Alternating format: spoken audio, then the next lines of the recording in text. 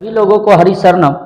मैं शुभम कुमार आपके अपने channel the king of English Supaul में आप सभी विद्यार्थियों का हार्दिक स्वागत करता हूं। मैं दिगंत भाग 2 12वीं के हिंदी पुस्तक का पहला पाठ जिसका नाम है बातचीत और उसके जो लेखक है बालकृष्ण भट्ट, उसके ऑब्जेक्टिव को मैं वस्तुनिष्ठ प्रश्न को मैं बताने जा रहा हूं, जो कि आपके परीक्षा के लिए 2023 की परीक्षा के लिए बहुत महत्वपूर्ण है। और आशा करता हूं कि आप लोग भी इस ऑब्जेक्टिव से बहुत सारी चीज परीक्षा के दृष्टिकोण के लिए आप लोग के लिए लाभदायक सिद्ध होगा। तो मैं चलता हूं सबसे पहले इसके ऑब्जेक्टिव की ओर। तो पहला ऑब्जेक्टिव यहाँ पर कहा जा रहा है कि बालकृष्ण भट्ट की रचना बातचीत क्या है। पहला क्वेश्चन यहाँ पर पूछा जाएगा कि बालकृष्ण भट्ट की रचना बातचीत क्या है। पूछा जाएगा एकांकी या कहानी या यात्रा या संस्मरण या ललित निबंध। तो जैसा कि हम लोग पाठ में हम लोगों ने पढ़ा कि बालकृष्ण भट्ट की रचना बातचीत जो है वो ललित निबंध है, इसीलिए इसका उत्तर जो है वो ललित निबंध होगा। दूसरा कहा जा रहा है कि बालकृष्ण भट्ट किस युग के निबंधकार थे। तो यहाँ पर हम लोग जो है हम लोग जानेंगे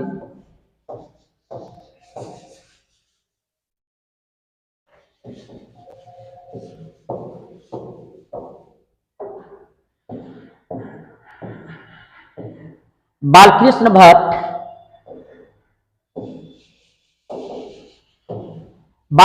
भट्ट किस युग के निबंधकार थे। जैसे ऑप्शन में आपका दिया रहेगा प्रसाद युग, भारतेंदु युग, द्विवेदी युग या स्वातंत्र्योत्तर युग। तो हम लोग जो है इसका जवाब जो है हम लोग भारतेंदु युग देंगे। आंसर देखा जाए भारतेंदु युग है। तीसरा नंबर कहता है कि मनुष्य की बातचीत का उत्तम तरीका क्या है। विद्वतापूर्ण बातचीत करना, तर्कपूर्ण बातचीत करना, भीड़ से बात करना या अवाक होकर बातचीत करना। मनुष्य की बातचीत मतलब मनुष्य की बातचीत करने का जो तरीका है वो उत्तम क्या है। तो तर्कपूर्ण बात करना, भीड़ से बात करना या अवाक होकर मतलब रुक रुक कर बातचीत करना, ये क्या हो जाएगा। तो हम लोग जानेंगे कि 3 का जो है वो डी होगा, अवाक होकर अपने से बातचीत करना, ये हम लोग जानेंगे। अगला क्वेश्चन कहता है कि संवाद में सबसे महत्वपूर्ण क्या है। संवाद में सबसे महत्वपूर्ण क्या है। तर्क है, जिज्ञासा है, आत्मीयता है या प्रभावपूर्ण भाषा है। संवाद में सबसे महत्वपूर्ण क्या है। तो हम लोग यहाँ पर जानेंगे संवाद में सबसे महत्वपूर्ण जो है वो है आत्मीयता होनी चाहिए। उसके बाद अगला कहता है कि बालकृष्ण भट्ट का जन्म कब हुआ था। बालकृष्ण भट्ट का जन्म कब हुआ था। 23 जून 1884 को, 23 जून 1884 को, 20 जुलाई 1902 को, 18 दिसंबर 1834 को। तो जैसा कि आप लोगों में अध्याय में आप लोगों ने पढ़ा होगा कि बालकृष्ण भट्ट का जन्म जो है 23 जून 1844 को हुआ है। संयोगिता स्वयंवर किसकी रचना है। यहाँ पर क्वेश्चन कहा जा रहा है कि संयोगिता संयत किसकी रचना है।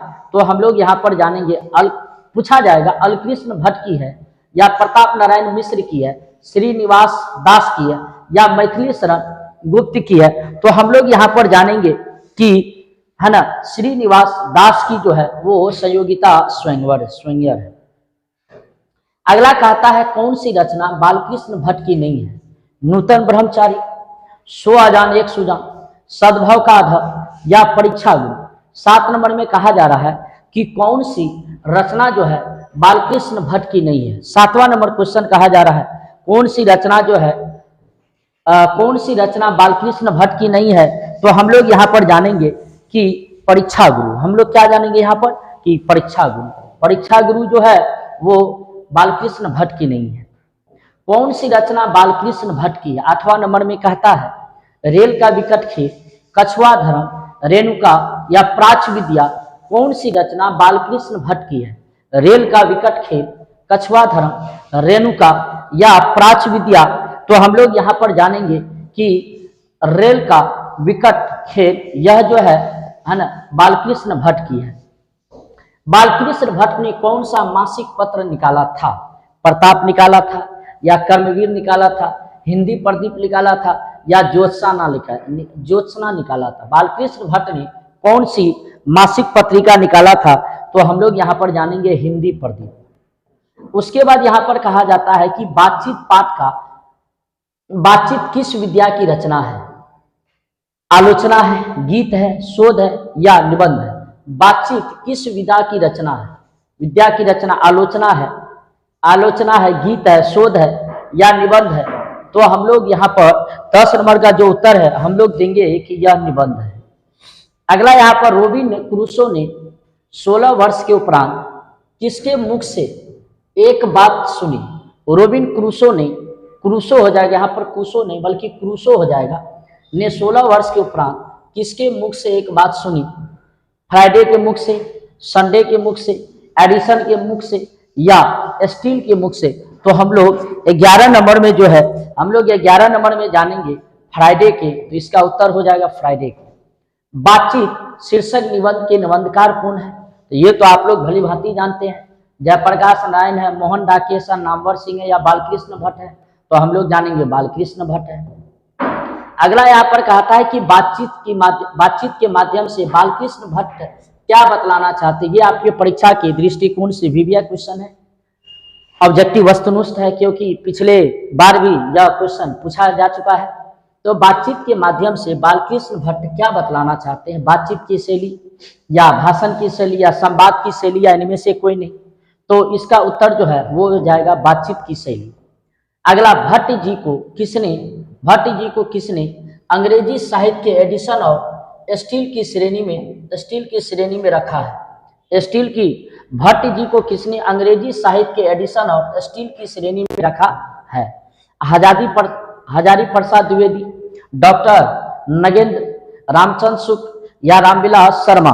तो बाबू हम लोग यहाँ पर जानेंगे कि रामचंद्र शुक्ल। भट्ट जी को किसने अंग्रेजी साहित्य के एडिशन और स्टील की श्रेणी में रखा है? तो जैसा कि उत्तर इसका रामचंद्र शुक्ल है, इसीलिए हम लोग यहाँ पर इसका उत्तर देंगे रामचंद्र शुक्ल। बालकृष्ण भट्ट का निवास स्थान कौन सा है? लखनऊ उत्तर प्रदेश, इलाहाबाद उत्तर प्रदेश, मथुरा उत्तर प्रदेश या वाराणसी उत्तर प्रदेश? बालकृष्ण भट्ट का निवास स्थान कौन सा है? तो हम लोग यहाँ पर हम लोग जानेंगे कि इलाहाबाद उत्तर प्रदेश है। बालकृष्ण भट्ट ने किस पत्रिका का संपादन किया? आर्यावर्त, हुंकार, हिंदी प्रदीप या पंजाब केसरी? क्वेश्चन यहाँ पर पूछा जा रहा है कि बालकृष्ण भट्ट ने किस पत्रिका का संपादन किया? आर्यावर्त का, हुंकार का, हिंदी प्रदीप का या पंजाब केसरी का? तो हम लोग यहाँ पर जानेंगे कि हिंदी प्रदीप का इन्होंने किया। बालकृष्ण ने हिंदी प्रदीप नामक मासिक पत्रिका निकालना कब प्रारंभ किया? इसमें ये वर्ष पूछा जा रहा है। बालकृष्ण भट्ट ने हिंदी प्रदीप नामक मासिक पत्रिका निकालना कब प्रारंभ किया? 1877 में, 1888 में, 1890 में या 1894 में? तो हम लोग यहाँ पर जानेंगे कि 1877 में। कौन सी रचना नहीं बल्कि रचना थोड़ा मिसप्रिंट हो गया है, कौन सी रचना बालकृष्ण भट्ट द्वारा रचित नहीं है? कौन सी रचना जो है बालकृष्ण भट्ट द्वारा रचित नहीं है? पद्मावती है, वेणी संहार है, मेघदूतम है या मेघनाथ वदम? कौन सी रचना बालकृष्ण भट्ट के द्वारा रचित नहीं है? तो हम लोग जानेंगे मेघदूतम। उसके बाद कौन सा उपन्यास बालकृष्ण, उपन्यास नहीं बल्कि हम मिसप्रिंट उपन्यास हम लोग बोलेंगे, कौन सा उपन्यास बालकृष्ण भट्ट द्वारा रचित है? मैला अचल, गोदान, सो आजान, एक सुजान या अंतराल? कहा जा रहा है कि कौन सा उपन्यास बालकृष्ण भट्ट द्वारा रचित है? तो बालकृष्ण भट्ट द्वारा कौन सा रचित है? तो उत्तर में हम लोग जानेंगे कि यह सो आजान, एक सुजान होगा। नाटक के प्रारंभ में होने वाले मंगल पाठ को क्या कहा जाता है? नाटक के प्रारंभ में होने वाले मंगल पाठ को क्या कहा जाता है? तो हम लोग जानेंगे नांदी पाठ। अगला कहता है कि रोबिन क्रूसो को कब तक मनुष्य का मुख देखने को नहीं मिला? यह भी क्वेश्चन आपके परीक्षा के दृष्टिकोण के लिए भी है। जैसा कि हम लोग जानते हैं रोबिन क्रूसो को कब तक मनुष्य का मुख देखने को नहीं मिला, तो हम लोग यहाँ पर जानेंगे 16 वर्षों तक, 16 वर्ष तक। अगला यहाँ पर कहा जाता है कि बोलने से मनुष्य के रूप का साक्षात्कार होता है। यह किसने कहा? एडिसन ने कहा, बेन जॉनसन ने कहा, स्पेंसर ने कहा या मिल्टन ने कहा? कहा जाता है कि बोलने से ही मनुष्य के रूप का साक्षात्कार होता है। यह किसने कहा? तो हम लोग जानेंगे बेन जॉनसन ने कहा। असल बातचीत सिर्फ दो व्यक्तियों में हो सकती है, यह किसका मत है? यह भी क्वेश्चन पिछले साल पूछा गया था, इसीलिए आपके लिए वेरी वेरी इंपॉर्टेंट है परीक्षा के दृष्टिकोण से। असल बातचीत सिर्फ दो व्यक्तियों में हो सकती है, यह किसका मत है? यहाँ पर कहा जा रहा है कि तो यहाँ पर यह जो बातचीत है यह बेन जॉनसन के द्वारा कहा गया कि असल बातचीत सिर्फ दो व्यक्तियों में हो सकती है। यह मत जो है यहाँ पर कहा जा रहा है, एडिसन का है। एडिसन के अनुसार असल बातचीत कितने लोगों में हो सकती है? तो एडिसन के अनुसार असल बातचीत मात्र दो व्यक्ति में हो सकती है। अगला यहाँ पर कहा जाता है कि बातचीत से मन किस प्रकार का हो जाता है? तो बातचीत से मन क्रोधपूर्ण थोड़ा होता है, भारी और बोझिल, हल्का और स्वच्छ इनमें से कोई नहीं। बातचीत से मन हल्का और स्वच्छ हो जाता है। अगला यहाँ पर कहता है किसके न होने से सृष्टि गूंगी प्रतीत होती है? कौन सा चीज न होने से ये दुनिया जो है, यह सृष्टि जो है गूंगी होती है? तो यहाँ पर कहा जाता है वाक शक्ति, बोलने की शक्ति। बोलने की शक्ति अगर नहीं रहेगा तो हम लोग को ये दुनिया ही गूंगी प्रतीत होगी। आर्ट ऑफ कन्वर्सेशन, यह भी जो क्वेश्चन है वेरी वेरी इंपॉर्टेंट है परीक्षा के दृष्टिकोण से। आर्ट ऑफ कन्वर्सेशन कहाँ के लोगों में सर्वाधिक प्रचलित है? तो यह जो है यूरोप के लोगों का है। अगला यहाँ पर कहा जाता है कि बालकृष्ण भट्ट जो है किस काल के रचनाकार है? आदि काल के, भक्ति काल के, रीति काल के या आधुनिक काल के? बालकृष्ण भट्ट जो है 28 नंबर क्वेश्चन यहाँ पर कहा जाता है कि बालकृष्ण भट्ट किस काल के रचनाकार है? तो यहाँ पर हम लोग बोलेंगे कि आधुनिक काल के है। तो बहुत बहुत धन्यवाद। अगर मेरा यह चैनल अगला आप लोग को यह क्वेश्चन अगर अच्छा लगा हो, वस्तुनिष्ठ प्रश्न अगर अच्छा लगा हो, तो अगले क्लास में मैं पुनः अगले चैप्टर की ओर चलेंगे और उसके बाद परीक्षा के दृष्टिकोण से वीवीए वस्तुनिष्ठ प्रश्न आप लोग को मैं इस चैनल के माध्यम से दूंगा, जो कि आपके परीक्षा के दृष्टिकोण में बहुत ही ज़्यादा लाभदायक सिद्ध होगा।